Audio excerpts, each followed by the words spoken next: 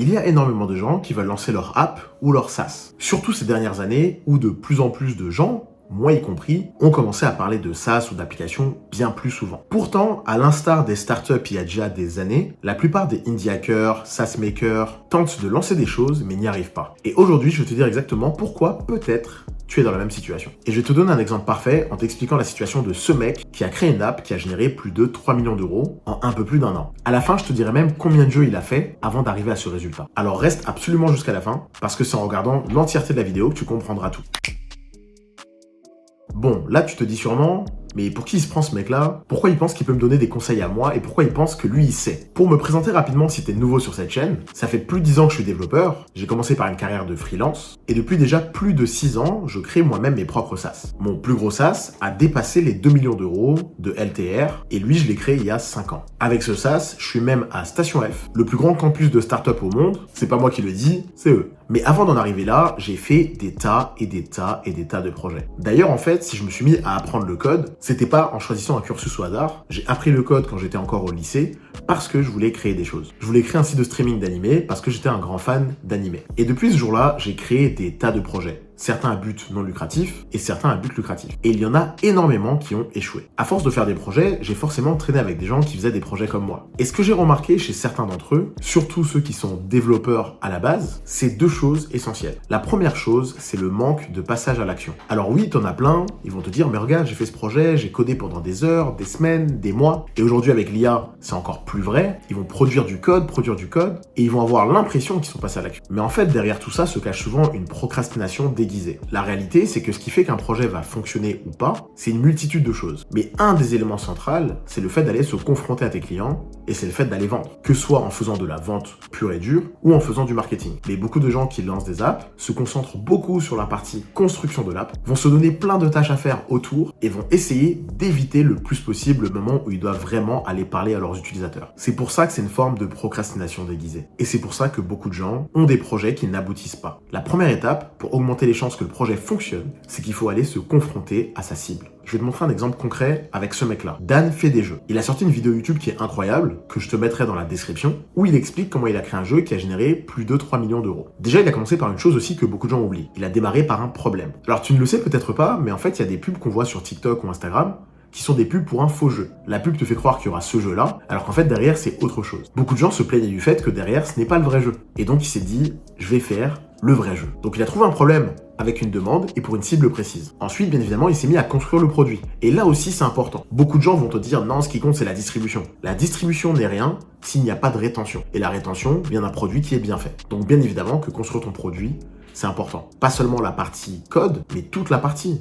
La conception, le design, les actions in-app pour ton marketing, etc., etc. Après la construction, il essaie de les mettre sur les stores.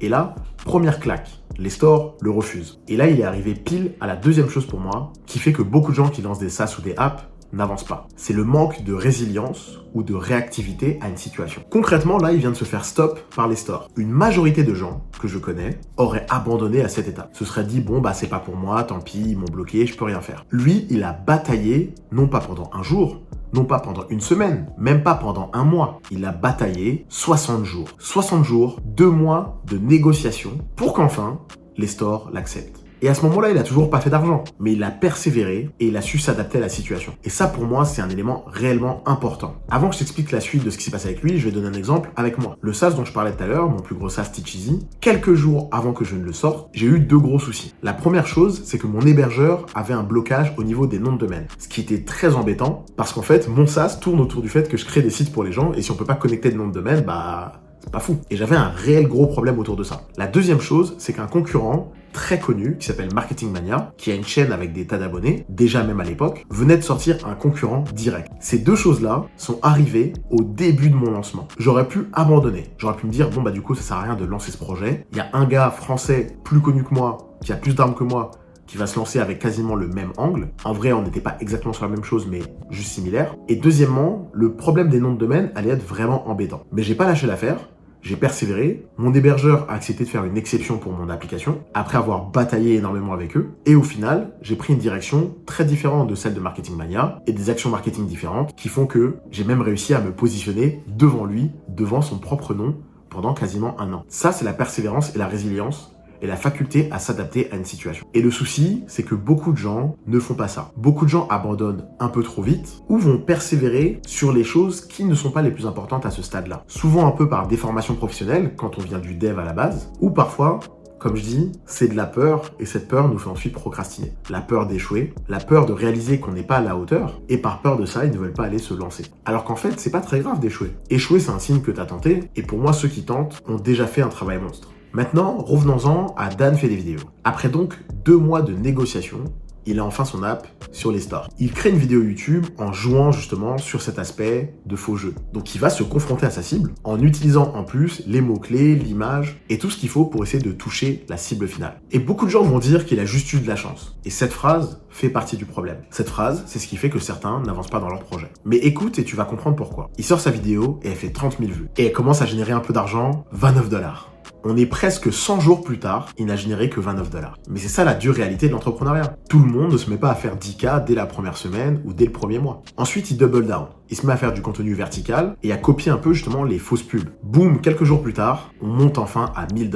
Et il crée tout ça avec un logiciel gratuit, CapCut, et son iPhone 12. Là encore, beaucoup de gens se diraient « Non, il me faut tel appareil, il me faut tel logiciel, il me faut ceci, il me faut cela ». Il s'est pas posé beaucoup de questions, il a pris les choses qui étaient à sa disposition. La première vidéo, on aurait pu se dire « Ok, il a eu de la chance ». Mais là, il a refait d'autres vidéos. Donc est-ce qu'il a eu de la chance? Et la réponse, avant que j'aille plus loin, c'est oui, il a eu de la chance. Mais cette chance, elle est provoquée par des tas d'actions qu'on a avant. Ce qu'on appelle la chance, c'est pour moi le cumul de 2 choses. C'est le hasard de choses qui t'arrivent, plus la façon dont tu réagis à ces choses qui t'arrivent. Énormément de gens ont le hasard de tomber sur quelqu'un de connu. Très peu de gens vont aller leur parler. Alors que parler avec ces gens connus, peut-être mèneront vers d'autres choses plus tard. Le hasard, c'est ce qui fait que plein de gens vont tomber dans une super école où il y a peut-être des têtes, des gens trop forts, des gens de famille riches, ou peu importe. Mais très peu de gens vont engager la conversation ou vont s'impliquer dans la vie de leur école. La chance, c'est le cumul de plein de choses qui se passent de manière hasardeuse autour de toi et de toi, comment tu réagis face à ces choses hasardeuses. Malgré ce petit succès qui commence, il se rend bien compte qu'il sera limité. Il décide donc de passer en anglais. Là encore, c'est un exemple de choses pour provoquer la chance, pour provoquer le hasard. Il refait la même vidéo en anglais, les gens critiquent, trouvent ça insupportable, mais ça cartonne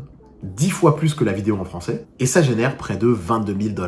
Et là, on est à 179 jours, c'est-à-dire presque 6 mois. Mais tu vois que ça n'a pas été 6 mois de procrastination à travailler sur les mauvaises choses. Ça a été 6 mois, dont 2 à cravacher pour être sur les stores, de build, et après de confrontation à son marché, et ensuite d'adaptation quand il a vu que le marché était trop petit dans sa langue. Par la suite, il a aussi tenté le contenu vertical sur TikTok et Instagram, où il a eu un peu de succès, mais a aussi eu des très gros flops sur YouTube. Donc même quelqu'un qui arrive à cartonner sur un réseau ne va pas forcément cartonner sur tous les réseaux. Et donc ce qui compte, c'est de continuer, de tenter, d'itérer. Avec tous ces efforts mis sur les réseaux verticaux, il a généré que $500.